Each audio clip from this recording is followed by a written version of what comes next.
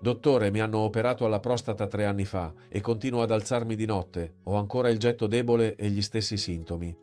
Questo me lo dicono più pazienti di quanti immagini ed è una situazione frustrante, ma ha una spiegazione e soprattutto ha una soluzione.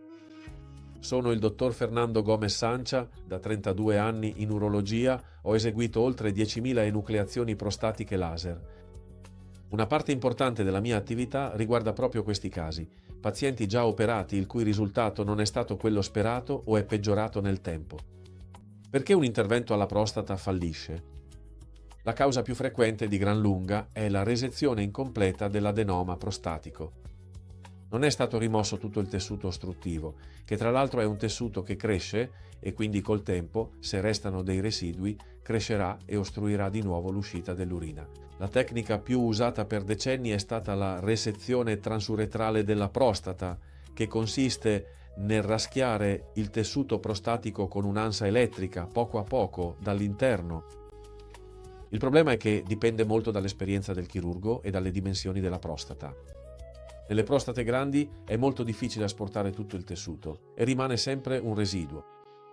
I dati lo confermano. Il tasso di reintervento dopo una resezione transuretrale può essere del 15 o 20% dopo 10 anni.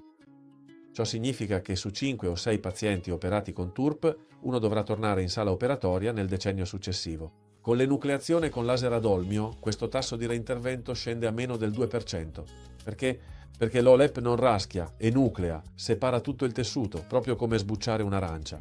Rimuoviamo tutto l'adenoma e, non essendoci più tessuto che può crescere, l'uretra non si ostruisce di nuovo. Ma dottore, se mi hanno già operato una volta, si può operare di nuovo? Ebbene sì, assolutamente sì.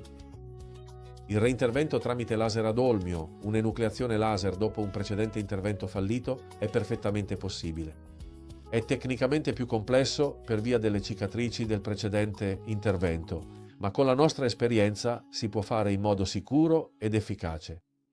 Ho operato centinaia di pazienti in questa situazione, pazienti reduci da una resezione transuretrale incompleta, da una vaporizzazione con laser verde insufficiente o persino da precedenti interventi a cielo aperto.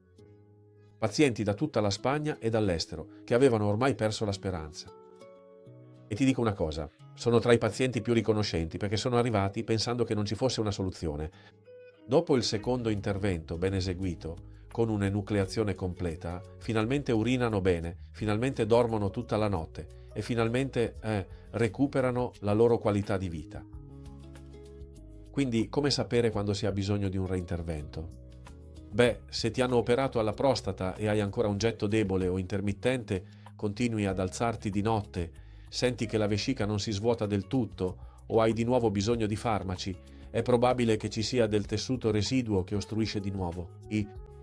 Un'ecografia e una flussometria danno al tuo urologo tutte le informazioni necessarie per valutare se un secondo intervento sia indicato. Spesso eseguiamo anche uno studio urodinamico per capire esattamente come stanno le cose e quale risultato aspettarci da questo secondo intervento.